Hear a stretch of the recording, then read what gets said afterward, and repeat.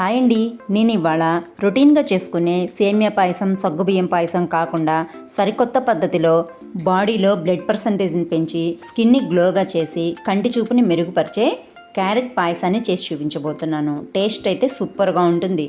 దీనికోసం ముందుగా కడాయిలో కొద్దిగా నెయ్యి వేసుకొని హీట్ అయినాక మీకు నచ్చిన డ్రై ఫ్రూట్స్ని వేయించి పక్కన పెట్టుకోండి.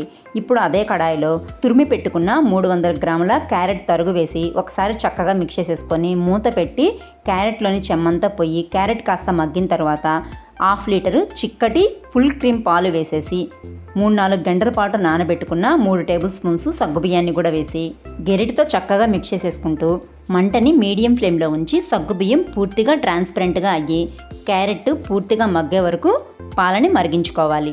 సగ్గుబియ్యం ఇలా చక్కగా ట్రాన్స్పరెంట్గా అయ్యి క్యారెట్ కూడా మగ్గిపోయిన తర్వాత మంచి ఫ్లేవర్ కోసం దంచి పెట్టుకున్న యాలకుల పొడితో పాటు కేవలం 3-4 టేబుల్ స్పూన్స్ మాత్రమే చక్కెర వేసుకొని చక్కగా మిక్స్ చేసేసుకొని స్టవ్ ఆఫ్ చేసేసి అరగంట తర్వాత సర్వ్ చేసుకుంటే క్యారెట్ పాయసం తయారైపోతుంది.